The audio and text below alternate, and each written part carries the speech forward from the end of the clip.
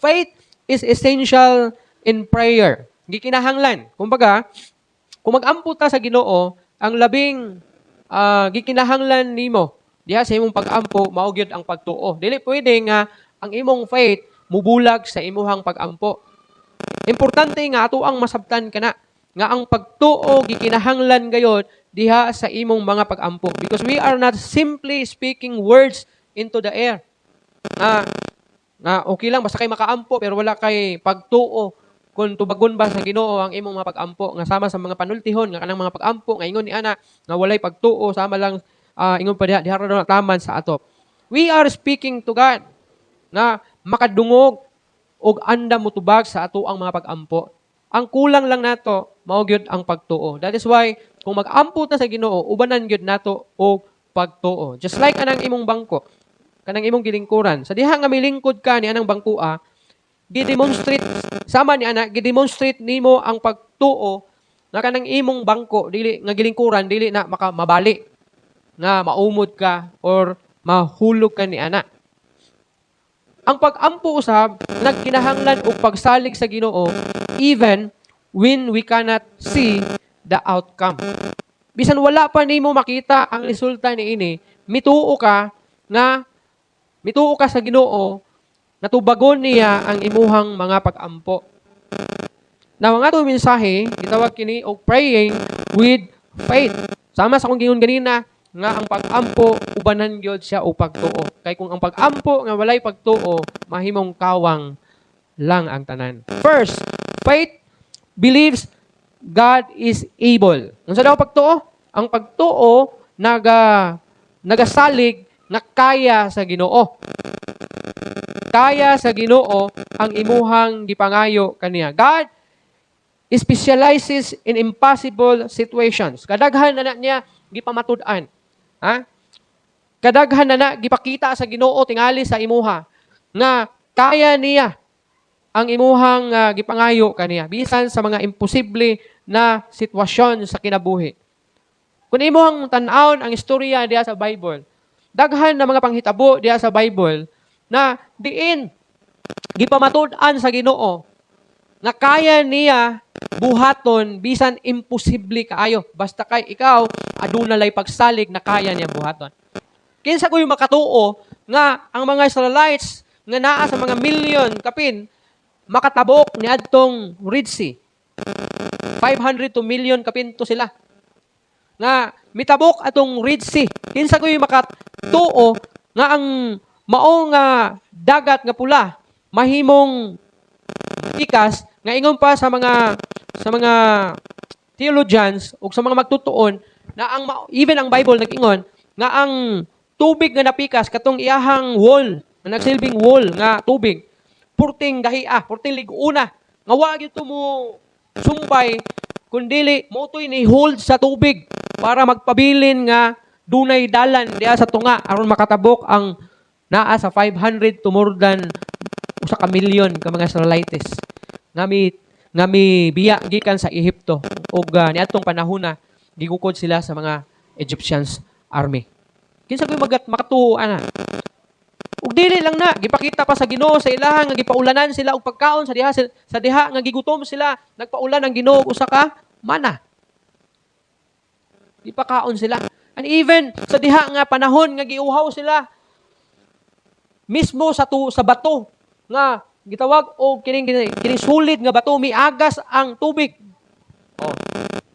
And even during sa ilahang nga panaw, gabi ug adlaw, dunay panganod ug dunay panganod nga puste nga nagagiya sa ilahang panaw matag adlaw.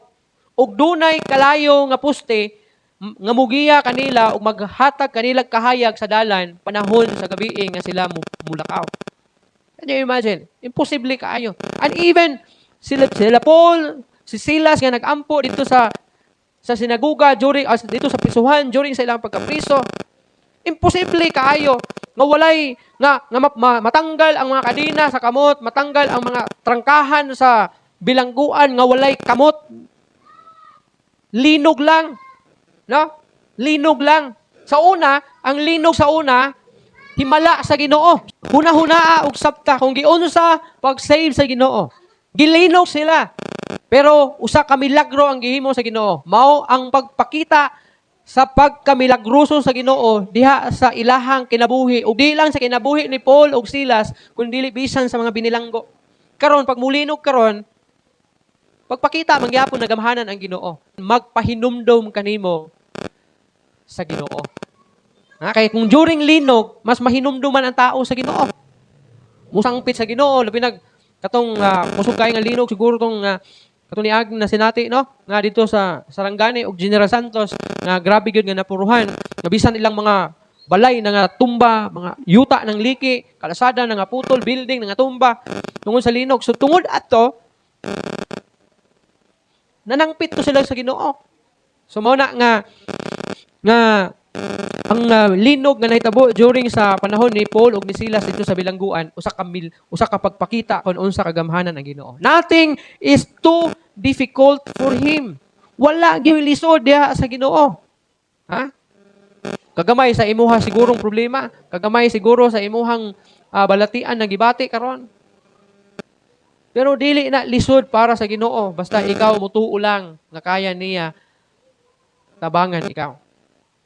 Ingon ang Luke 1:37. Sige ingon.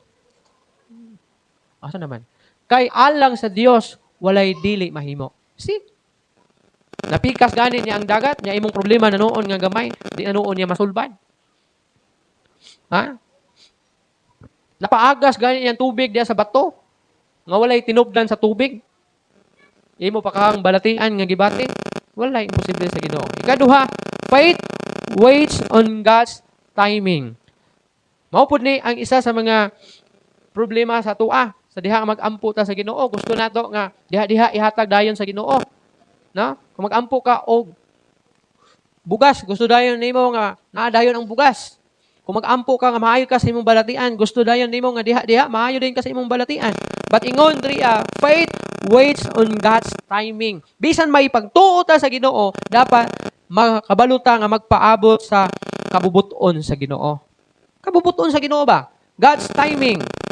Kaya sama sa kingon, ga-pray ka nga makatrabaho ka nya sa sige nimo o dali. Wala na ka makasubay sa kabubuton sa Ginoo. May diretso ka og sulod sa trabaho nga wala ka nakahulat sa kabubuton sa Ginoo. Nya ang trabaho na himong babag sa imong pag-alagad na hinuon sa iya. Nagpray ka nga makapalit ka og sakyanan or motor or bike. Nya gusto nimo diha dayon makapalit ka anang butanga kay imong gi-pray sa Ginoo. Pero dili pa man panahon. Dili pa man kabubuton sa Ginoo nga magpalit ka. Pero kay gipugos nimo, unsa nahitabo? Usahay makapalit ka og sakyanan nga daot, kapalit ka og sakyanan nga maingon na lang ka, anong wa man jud ko kapaabot oy, nganong gapalit man jud ko ani? No? Kay lagi barato ra. Uy, barato ra. Palit po dayon niya. Pagkahuman, tambay ra di ay. Stuck ra sa imong balay niya, sa grahian niya. Di na magamit. So, ang kwarta na wala na, kumbaga, mura ra kag naglabay o kwarta. O nagpray ka nga, makasakyanan ka, pero lahi di imong motibo. Kay, para lang nakaipanghambog sa imong masilingan nga, uy, arang-arang na ko, kay nakapalit kong sakyanan. Medyo, may na akong kahimtang, kay nakapalit ko og sakyanan. Pero dili day na mao ang will sa Ginoo. Mo na nga magpaabot ka kung unsang ang panahon nga gitakda sa Ginoo nga ihatag niya na sa imo. Pero dili bot pasabot nga wala kay faith. Kung dili may pagtuo ka kaya lang dapat kabalo pud ka magpaabot. God's delays are not God's denials. Unsa daw?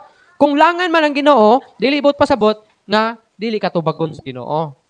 Kung nagpray ka karon, unya after 10 years pa gitubag sa Ginoo, wala nagpasabot nga wala ka gitubag sa Ginoo. Wala niya gi-deny. O nagingon niya nga, mo nagingon nato ganina nga, mo na ang panahon nga gitakda sa Ginoo nga ihatag niya sa imo after 10 years, no? Kay basig sulod pa pud sa basig dugay pud di ay kaayo na ayos ang imong heart nimo. Kay basig during anang 10 years, during sa waiting years nimo, anang mga butanga nga imong gipangayo sa Ginoo kay ang imong heart wala na plaster. Kay kapalit lagi kog sakyanan lagi, bantay lagi ka. Inisilingan ako diri kapalit lang ko sakyanan lagi. Pikatan gyud mo nako. Na? Basig, ana ang imong heart nimo. Mo na nga miabot og 10 years. Una nimo na angkon ang mao nga butang. So, pero dili bot pasabot nga gi-deny sa Ginoo kay gitubag magyapon niya after 10 years. No? Waiting develops spiritual maturity. So dunay makuha. Kung magpaabot ka, mag-develop, aron ka mahimong hingkot sa imong spiritual life. Kaya ang tao bitaw nga, dili makapailob, dahil lagi siya makapasakit. Ang uban ana, mapriso kayo, nakapatay, kayo wag gyud nakapailog, di ba? Kita naalay ng insulto sa iya, gidunggab na niya, namatay. Napriso na noon siya, ginsulto. Oh. Kay gadali siya. Na?